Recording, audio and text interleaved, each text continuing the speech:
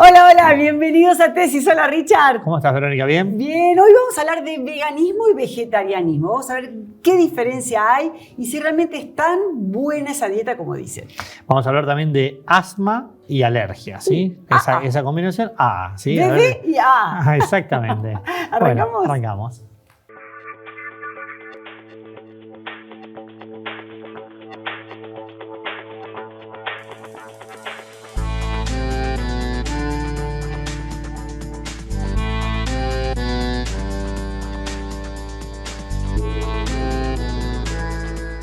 Bueno, viste que está de moda el veganismo, el vegetarianismo, se escucha más. Vamos a hablar del tipo de alimentación y si realmente hace bien o no a nuestra salud. Estamos con la licenciada Vale Martínez, ella es licenciada en nutrición. ¿Cómo estás, Vale? ¿Cómo andan? ¿Cómo están? Un gusto tenerte. Bueno, vamos a hablar un poquito de esto, ¿no? De las diferencias que hay entre una alimentación como completa y...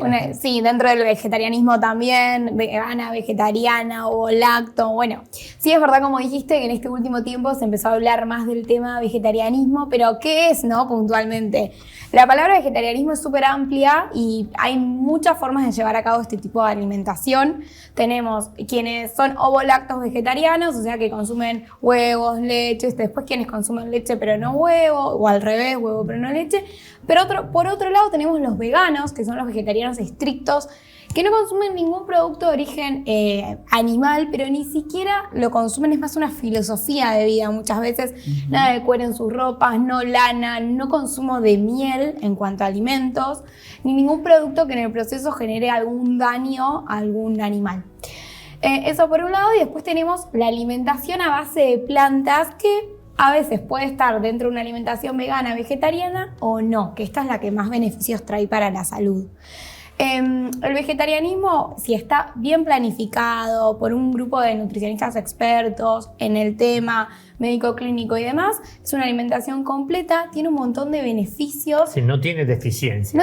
La única deficiencia que tiene es la de la B12, que por protocolo deberíamos estar suplementados casi todas las personas por una cuestión de que el consumo de carnes rojas ha disminuido. También ha cambiado el modo de la ganadería en los últimos años, entonces hay menos disponibilidad de B12, así que consumirla de modo sintética. O sea, con suplementación, el complejo B es recomendable. Bueno, obviamente después cada uno irá a su nutricionista, su médico le dirá las dosis y los días. Pero sí, vitamina B12 y la otra vitamina que hay que chequear, si no nos exponemos mucho al sol y demás, es la D. La D de dedo también hay que chequearla y suplementarla. Así que bueno, tenemos esa suplementación. Me interesó el tema de las plantas y cómo ese tipo de dieta, si es acotada, beneficia a la salud. ¿Y en qué Bien, la alimentación a base de plantas puede ser un 60, un 70, un 80% o un 100% a base de plantas. Digamos que es consumo de origen vegetal. Pero no piensen solo en una lechuga y un tomate aburrido, no. Sino que tenemos frutas, verduras, legumbres, cereales integrales, frutos secos, ¿bien? Y todos los derivados, claro, incluye todo. Cuanto menos refinada la alimentación, mejor. O sea, un cereal integral, una legumbre en grano, el grano de la legumbre, es mejor. ¿Por qué trae beneficios? Por su alto contenido de fibra, previene mucho lo que son las enfermedades cardiovasculares, o sea, las enfermedades crónicas no transmisibles en general, el cáncer de colon, también previene mucho lo que es, otros tipos de cáncer, y hasta se sabe que puede hasta llegar a prevenir la osteoporosis, siempre y cuando esté acompañada de actividad física y demás, y sea bien planificada, ¿no? Eso vuelvo a insistir, ¿no? Que se cumplan los nutrientes. O sea, es una dieta muy funcional hoy por hoy porque justamente la mayoría de las enfermedades que tenemos en la adultez tienen que ver con el consumo excesivo de grasas, sodio y demás. Entonces, ¿de qué se trata esta dieta puntual? Bueno, tener un gran consumo de estos, y hay quienes lo hacen 100% vegano, o sea, ningún consumo de origen animal, quienes lo hacen ovolacto, un huevo 2 por día, algún que otro lácteo, y hay quienes lo hacen de manera omnívora, una porción, 100 gramos, 80 gramos de alguna carne diaria o con un día por medio y demás. ¿Y este tipo de dietas cambia la rutina de 4 comidas diarias? ¿Algo se hace distinto o se hace igual que la convencional? No, dependiendo de la cultura que vos tengas, de dónde vengas y lo que estés acostumbrado. Puedes hacerla con 4 comidas, con 3 comidas. Eso va a depender también, es qué es funcional para vos, ¿viste? Como que Antes se decía sí o sí el desayuno. Bueno, no, ahora esto cambió, ¿viste? Como que depende de la persona, sus horarios. Lo importante es que sea algo que podamos hacer, también que sea algo que facilite un montón la vida, que no sea difícil, que si tenemos una familia que de pronto podamos incluir a nuestra familia en esto y no que sea algo difícil o de pronto con alimentos difíciles de conseguir. Claro. ¿Y qué pasa con el tema del tiempo que uno está sin comer? Porque hay alimentos que capaz la carne te da mayor sensación de saciedad. Sí. Y tal vez si comes una ensalada, en menor tiempo tenés hambre. Claro, es verdad eso. Bueno, nosotros tenemos 3 grandes nutrientes que son proteínas, que es justamente la carne que mencionaste, que en el origen vegetal también están, por ejemplo, soja texturizada, arveja texturizada, tofu y las legumbres, también frutos secos. Después tenemos hidratos de carbono, que si consumimos integrales también dan una buena saciedad y tienen un gran aporte de proteínas. Y por último tenemos las grasas o los lípidos. Y también a su vez tenemos los vegetales que nos van a aportar fibra, agua y demás. Si uno hace una ensalada, como dijiste, solo de vegetales, al ratito nos da hambre, estamos de mal humor porque nos baja la glucosa muy rápido, tenemos ganas de picotear. En cambio, si nosotros hacemos una ensalada, pero completa, una buena base de hojas verdes, por ejemplo, le agregamos una proteína de origen, en el caso de alimentación a base de plantas, vegetal, un tofu, soja texturizada o una legumbre, y un hidrato de carbono, por ejemplo, un arroz integral, arroz yamaní, ya eso nos va a mantener saciados hasta incluso más tiempo que si solo hubiéramos comido un bife con ensalada. Perfecto. Y la condimentación y esto también se puede hacer de la misma manera, digamos, o siempre depende también de lo que busque la persona, diríamos, porque... Siempre lo que busque la persona se puede condimentar como gustes, como estés acostumbrado. De hecho, la cultura hindú es en su mayoría vegetariana Y sazonan y un sazonan un montón. Claro. Es verdad. Si de alguna vez probaron es como que hasta un montón. Súper sabroso. Y recién hiciste hincapié en algo y me gustaría reforzarlo. Sí. ¿Qué diferencia hay entre el arroz yamaní, el arroz integral y el arroz común? Bien, entre el arroz común es el que menos fibra nos va a aportar de los tres. No es malo, ¿viste? Tampoco. Porque, Porque dice que tienen aditivos el arroz común que consumimos. No debería. Si es el común que uno compra, el parboil, que es el que no se pasa ni se pega, o el doble Carolina, eso no debería Es tener. más refinado, nada más, no tiene las capas. Es refinado, claramente. Está como pulido, no tiene las capas de afuera, lo mismo que una harina blanca versus una integral. Ahora, el arroz integral versus el yamaní integral, o el yamaní, es que tienen distinto tipo de fibras, porque son distintos tipos de arroces, pero igual tienen ¿Y fibra. los dos son de buena calidad? Cualquiera de los tres, depende del contexto, es de buena calidad. Ok. Si uno acompaña el arroz blanco solo con atún, no, pero si lo acompañas con atún y una base de vegetales, ya tenemos un plato mucho más completo. Perfecto. Es decir, es como que dentro del plato buscar el equilibrio entre fibras, hidratos... Sí, y con lo que tengamos, ¿viste? También con lo que nos alcance el bolsillo, por ahí. A veces el arroz integral está súper caro porque se pone de moda o el yamaní. Claro. Entonces, claro, bueno, vamos al Es decir, blanco, pero aporta fibra de agregamos otro lado, claro. verduras o alguna semilla o alguna legumbre que suelen ser más económicas, porque hay como un gran mito que este tipo de alimentación es más cara. No necesariamente, depende de qué Pero hay que comer elijamos. cosas del lugar y de la Claro. temporada. Sí, No, pero está bueno. interesante lo que dice Valentina, el hecho de cambiar la fibra por otra que sea más económica. Buenísimo. Por eso, pero no es que es caro, No, no. porque lo que pasa es que tenés que comer la fibra de temporada y del lugar.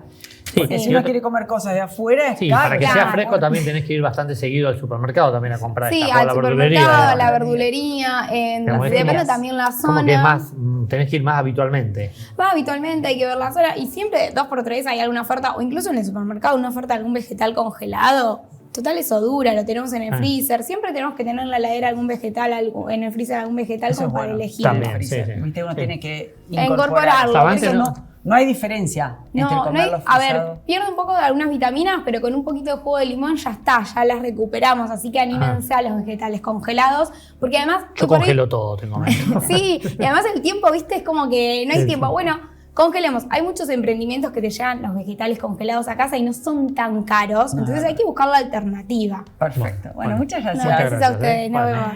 vemos. Vamos a hablar hoy de asma, un poquito de alergia, Ajá. y para eso hemos invitado a la doctora Anaí Yáñez, que ella es alergista, integrante de una asociación de pacientes con asma. Así es, soy la asesora médica de la asociación, de la primer asociación de pacientes con asma en la Argentina, recientemente creada. Bueno, felicitaciones. ¿Y qué es el asma? Es decir, ¿qué es esa afección? Bueno, el asma es un proceso inflamatorio de los bronquios, o sea, de la mucosa bronquial, y se caracteriza por tener síntomas como sensación de falta de aire, a veces solo se manifiesta o se expresa clínicamente con tos, otras veces con sibilancia, o sea, chillido del pecho, y sobre todo dificultad para respirar.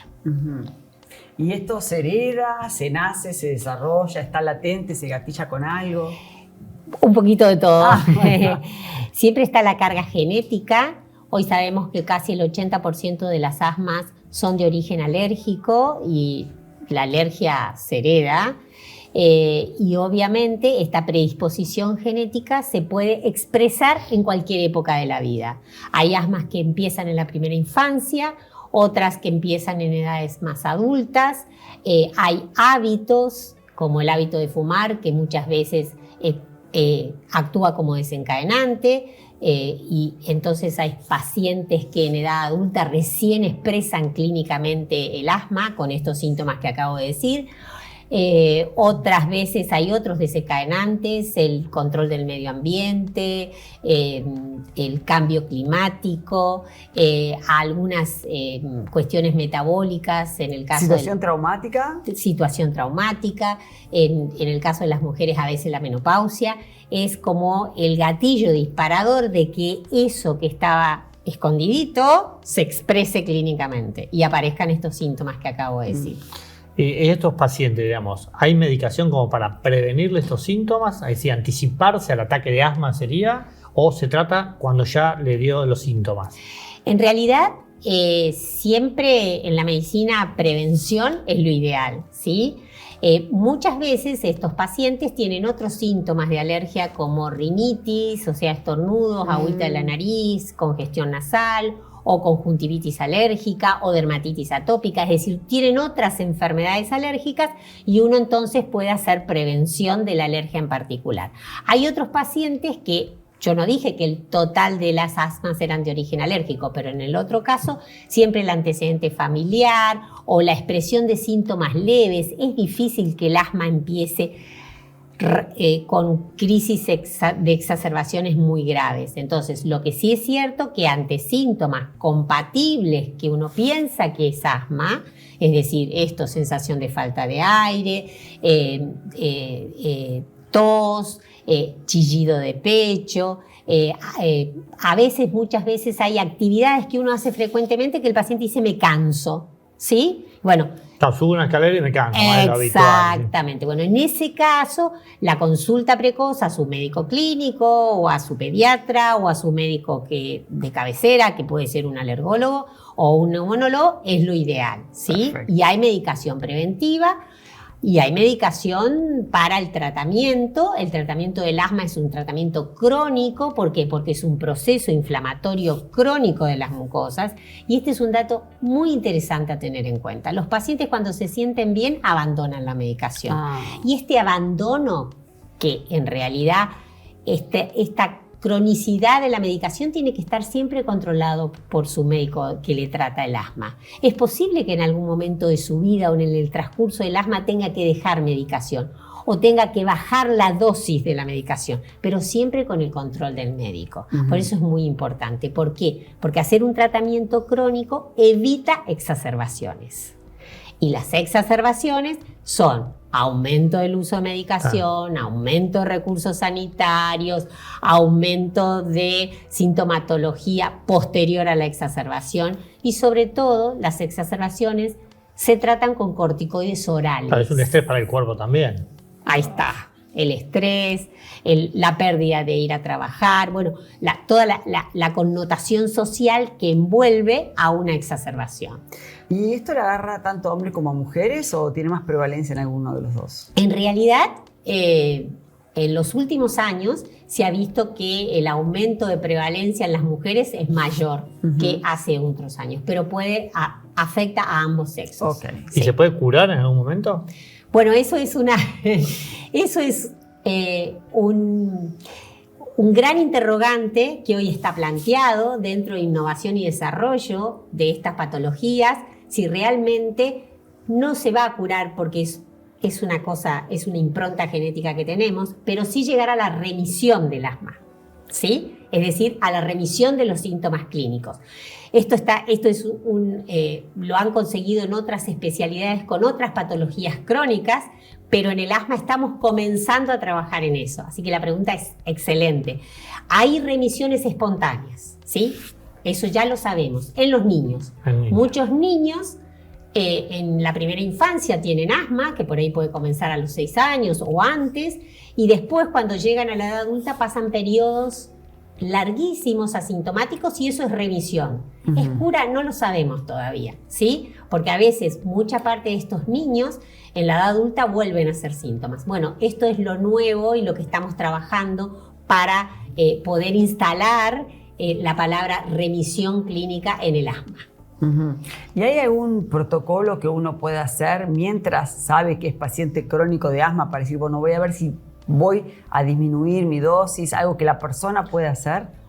Sí, en realidad los pacientes que tienen diagnóstico de asma y que tienen un seguimiento, lo ideal es que tengan un plan escrito, ¿sí? Okay. Que su médico de cabecera que le trata el asma le indiquen cuál es el plan escrito, tal es así que en el plan escrito también está qué hacer uno cuando aumentan los síntomas, está en un tratamiento crónico y tiene aumento de los síntomas, o sea, empeoramiento de los síntomas sin llegar a la exacerbación. Claro, ¿sí? claro. Bueno, entonces, también siempre lo ideal es que el desescalenar, es decir, es bajar la dosis, se haga junto con el médico. Pero sí es muy importante que el paciente tenga un plan de su medicación crónica. Perfecto. Vos hablaste de la asociatividad que tiene con la alergia, ¿sí? Es importante saber a qué es alérgico, digamos, hacer ese estudio, darse cuenta como para evitar ese alergénico. Siempre es importante, siempre. ¿Por qué? Porque si nosotros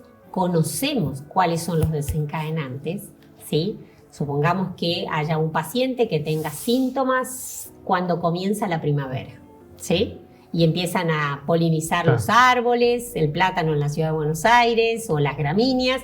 Bueno, conocer eso indica un tratamiento de alergia específico. Anticiparte a eso, ¿no? Y se anticipa esto y esto previene exacerbaciones de alergia, o sea, de rinitis. Brote. Exactamente, Claro. o de cualquiera de las patologías alérgicas. Y disminuye también las exacerbaciones del asma. Sí es cierto, Sí. que hay desencadenantes que no son alérgicos, Claro. ¿sí? Porque muchas veces los pacientes llegan y dicen, no, porque yo soy alérgico al cambio de clima. No, aquel paciente que ya tiene el diagnóstico o de rinitis o de rinosinusitis o de asma, cuando ya tiene una mucosa inflamada, fenómenos físicos como son el cambio de temperatura, el cambio de clima, el cambio de estacionalidad, el humo del tabaco, los olores fuertes, actúan como gatillos disparador y empeoran la sintomatología. Pero eso no son Claro, no es el que le está produciendo desencadenantes la alérgicos. alerta. Los Claro. desencadenantes alérgicos son los ácaros del polvo doméstico, los hongos y los pólenes. Puede ser algún alimento y puede ser algún medicamento también, pero son poco frecuentes. Cuando hablamos de alergia, a veces algo tan simple como un maquillaje te puede producir alergia, una crema, un perfume, ¿no? ¿Y a qué se debe eso? Bueno, esas son las patologías dermatológicas de la alergia y eso se puede deber al componente primario del perfume o de la crema o a los adyuvantes, es decir, a las sustancias que se utilizan para la crema, que ahí están los paramenos, los metilparabenos. Por eso es muy importante hacer la consulta para saber si realmente cuál es la sustancia que desencadena esta sintomatología, que generalmente es una dermatitis de contacto. ¿Por qué? Porque me lo estoy colocando, ¿sí? Entonces está en contacto con la piel, ¿sí? Claro. Y ahí, en realidad, a diferencia de lo que se usa en una rinitis, que son los prick test para saber a qué somos alérgicos, ahí se usa lo que se llaman los PARCH test, o sea, se colocan las sustancias posibles que ya están estandarizadas a nivel mundial y que tienen los cosméticos o los detergentes, porque también no solo los cosméticos, No, hay por gente supuesto. que tiene dermatitis por el uso de... Sí, de- todo lo que ponemos en contacto con la piel. Sí, Exacto. el alcohol en gel. el qué sé alcohol yo. en gel, Sí. bueno, todo, sí. Ah, perfecto. Y esa de detección que vos nombraste antes de los alergénicos, digamos, ¿no es tan sencilla o se puede llegar a ese diagnóstico No, fácilmente? es sencilla. Es sencilla. Ah, porque antes uno pensaba, ¿no? Sí, que era claro, una sí. locura. Es sencillo. Bueno, esos son los mitos sobre los que tenemos que trabajar. Ah, La determinación y el conocimiento del alergeno responsable de la sintomatología es de fácil acceso y es sencillo realizarlo. Perfecto. Obviamente claro. lo hacen los especialistas, ahí ya no lo hace un pediatra o un médico clínico, pero Pero, es sencillo realizar. perfecto. Claro. Mira, con esto es o sea, un tema sí. fundamental para que quede grabado. Si en la entrevista quedó grabado eso, ya avanzamos un montón. Muchas gracias. Bueno, Yo un quería placer. solo contarles que hablando de asma, que hablamos al comienzo, vamos a hacer desde la Asociación Argentina de Pacientes con Asma la primer campaña de detección de asma Perfecto. en el próximo mes. Bueno, Así que los los invitamos invitamos a a que- todos aquellos pacientes que todavía no tengan diagnóstico de asma y que piensen Que que pueden pueden ser. tenerlo, que consulten a su médico. Asociación Argentina de Pacientes de Asma. Así. Con asma. Perfecto, Bueno, muchas gracias, gracias. Gracias a Un ustedes. placer.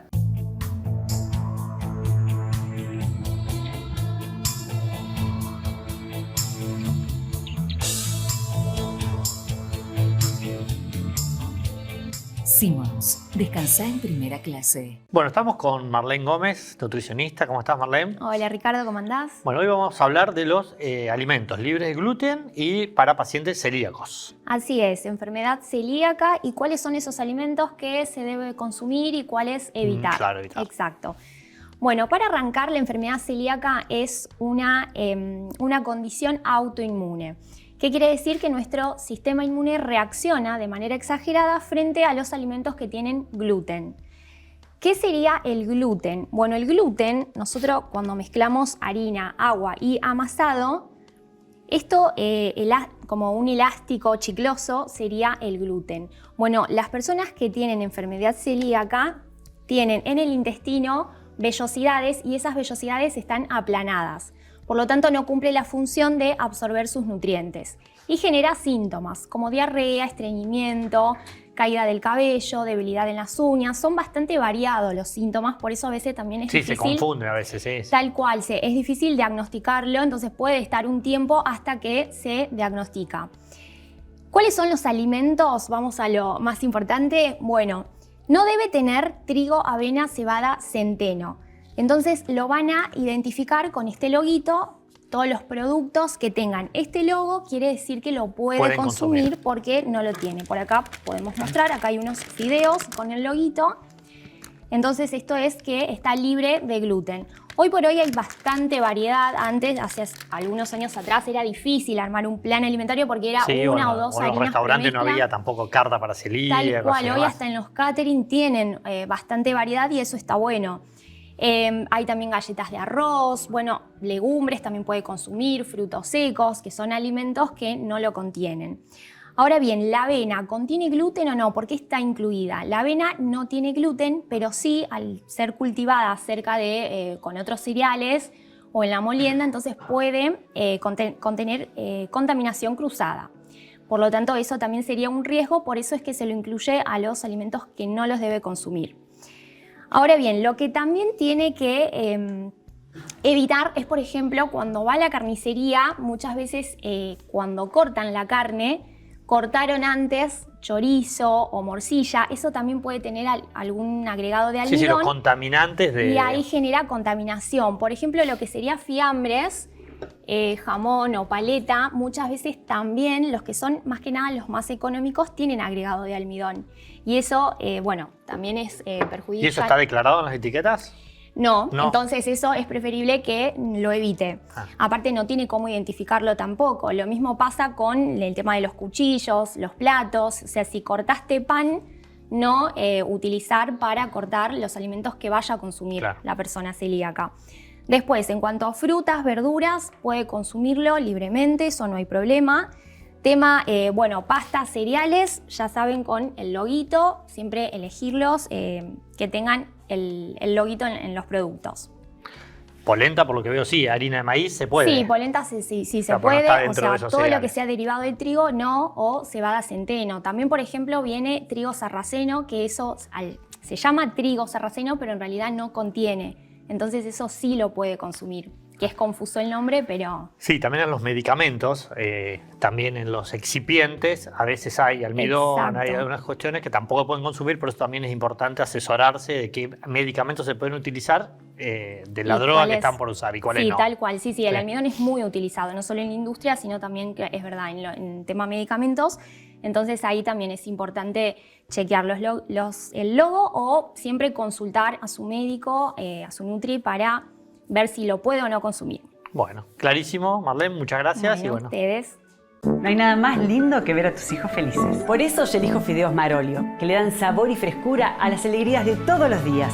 Spaghetti, rigati, moños, tirabuzón. Mamá, te amo. Marolio, una de las marcas más elegidas por los argentinos. Bueno, ya nos queda claro la diferencia, así que todo con el control debido y sabiendo bien qué comen es útil para cada organismo. Que cada uno tenga la posibilidad de elegir cómo quiere alimentarse. exactamente, ¿no? de forma controlada. Y bueno, el tema del asma, obviamente, que afecta un montón, la alergia, saber, qué importante es saber qué es lo que nos produce la alergia. Claro, y aparte que se puede saber es sencillo. Yo pensé que era re complicado. Y hacer siempre nos dijeron que era complicado. eso. Sí. Así que Creencias bueno, que hay que desmitificar. para eso estamos.